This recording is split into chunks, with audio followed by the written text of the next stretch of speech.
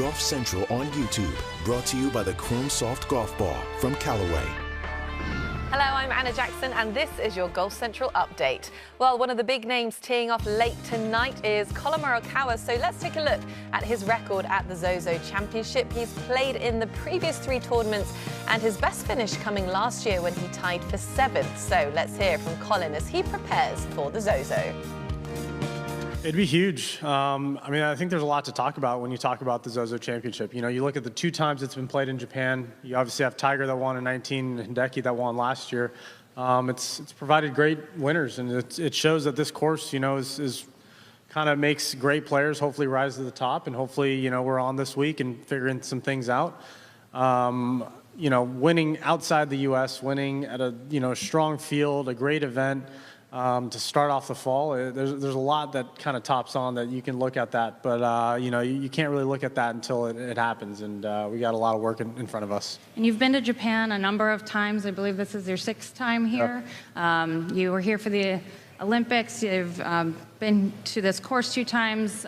Just give some thoughts about the culture and, you know, the heritage you have on your father's side being in Japan, things of that nature. Yeah, obviously having the last name Japanese, you know, it kind of relates, and, you know, little kids out here that hopefully are rooting me on, you know, it relates because you kind of look like them. And even though I don't speak Japanese and I haven't learned, and I probably should now that I've come here so often, you know, it's nice to see little kids kind of just relate in that way, right? Someone that kind of hopefully looks up to you. I think it is really, you know, it's an honor. It's you know, I feel very warm inside my heart when I think about those things. But, you know, Japan's always going to be special. You know, it's obviously playing in my first Olympics, having a lot of memories out here, loving the people, loving the culture.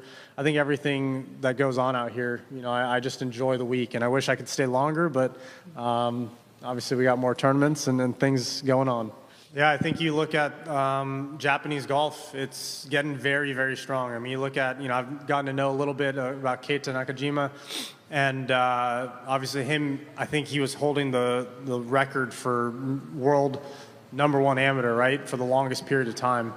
That shows that golf is becoming a great sport out here, and obviously a lot of people love it, but not just only loving it, they're excelling in it. And I think that has a lot to do with what Hideki has done, past Japanese players, and just inspiring a new generation of golfers. You look at their games, they're just as good as anyone else, and that they've shown it. You know, Keita has shown that he's been able to play out here on the PGA Tour, and has had a couple decent finishes, I believe. So it's just about opportunities, and I think when you're able to give an opportunity to, you said 15, right? 15 players of you know, that are from Japan, it makes that week just a little more special, and hopefully they can embrace everything and find a way to play really well. Well, for a long time, the Belfry has been an iconic course on the DP World Tour, hosting 4 Ryder Cups overall and the last 2 British Masters. The most recent British Masters was the first tournament for new deputy head greenkeeper Anna Nilsson, who was promoted in January of this year.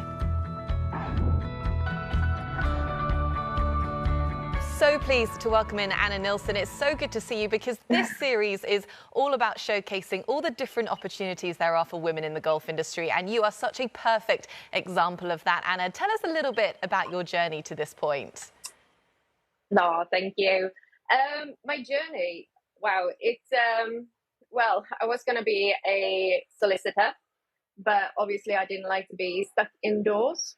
So I tried playing golf, but I do not have the talent to play golf, so greenkeeping was the job for me. So that's really how I got into it.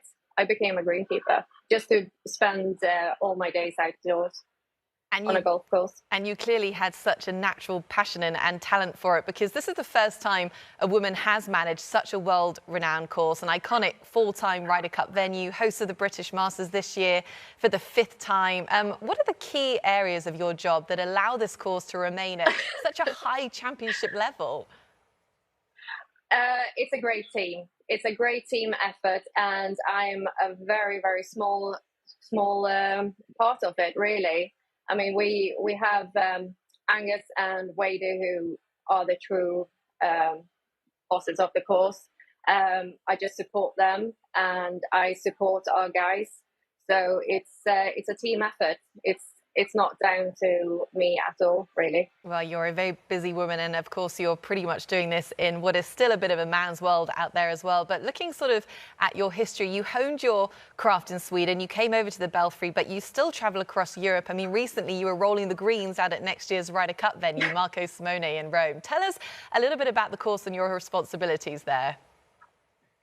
Yeah, so it's a fantastic course, and you see Laura there, the superintendent, and all the girls that I was working with. We did absolutely everything there for the 7 days I was out there. It was an amazing experience, but it just goes to show that this greenkeeping world is such a nice community. So you can go wherever you go in the world. It's still like the same, basically. It's just a golf course, but in different parts of the world. So it is so nice to be part of this world. It's a golf course that the golfing world will have all of their eyes on next year. So you have a big responsibility there. And sort of looking across the board and the history and your experience, what gives you sort of the biggest sense of satisfaction and pride about your work? The biggest satisfaction and pride of the work, apart from actually seeing the guys grow into turf managers, the satisfaction is our customers coming here to play and experience a Ryder Cup course. We strive to always provide them with a Ryder Cup experience here. It's not always easy with the British weather, but we definitely try to give them a real opportunity to play a tournament course. So that is, I can't describe it. It's amazing. You know, we have guys here that come up and say that they've waited their whole life to come and play here. And it's just the little things. We've got juniors here who have played after the British Masters, who are, well, they are just all smiles, and that makes it worthwhile to get up in the rain and go out and work every single day. Well, you must be very proud of the work that you've done, and you are truly flying the flag for women out there in the greenkeeping industry. For any woman sort of watching this who wants to have a little taste of what you do, or might even sort of want to follow in your footsteps, I know you have women reaching out to you a lot. What would your advice be to them? Go for it. Definitely go for it.